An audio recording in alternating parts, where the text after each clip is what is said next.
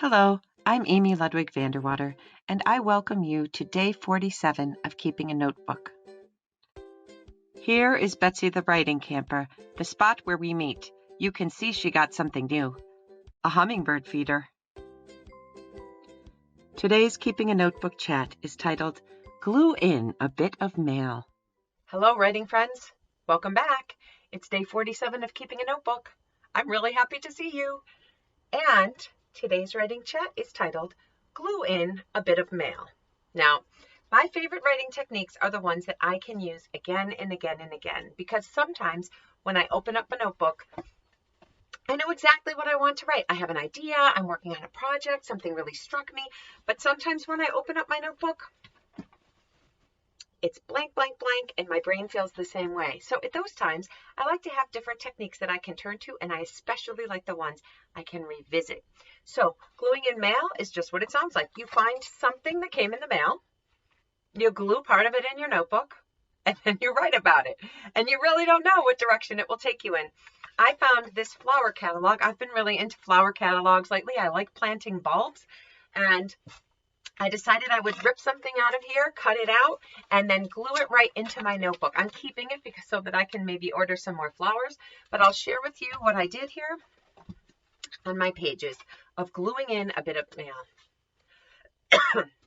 Here you can see I actually glued in 3 things. I'll read to you what I wrote.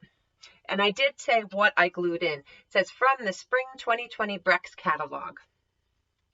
We get a lot of mail around here, and it's kind of funny how we used to race each other to get the mail. Even though most things are not so interesting, we don't race to the mailbox anymore, and most things that arrive are still pretty uninteresting. But I love looking at catalogs, especially flower catalogs. I always daydream about planting lots of bulbs in the fall and then surprising myself in the spring. Last year, I actually did it. I planted 400 early snow glories because I always admired them taking over other yards. This was something I thought about for years, and so this spring I was excited to see the flowers come up.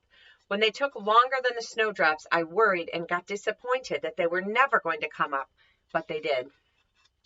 On the opposite page, I glued in a picture of a special kind of daffodil called a fire drill daffodil.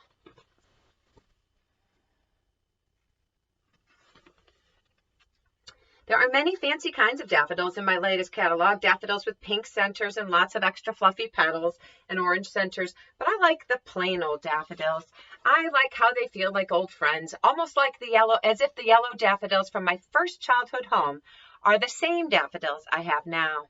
One thing about daffodils is that they multiply, and I think the bulbs just make more bulbs.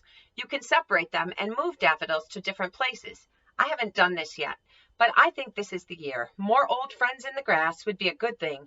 Maybe I will plant some at Mom's too. And even though I've cut up the catalog, I'm keeping it to look through.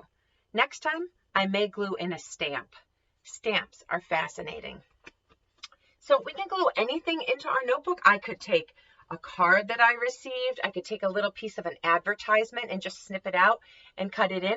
Gluing in a bit of mail is just what it sounds like. You find a little bit of mail, you glue it in, and then you're right.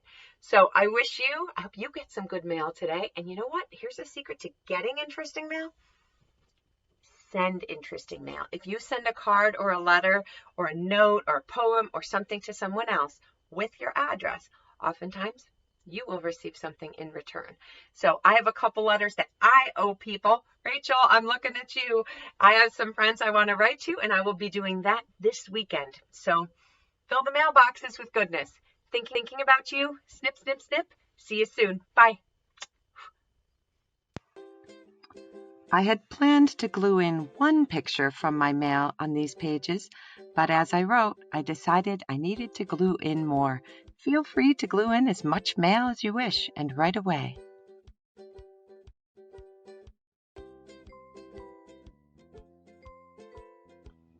Here is a close-up of one of those early snow glory plants. I can't stand how much I love them. We don't have to race to the mailbox to write about bits of mail.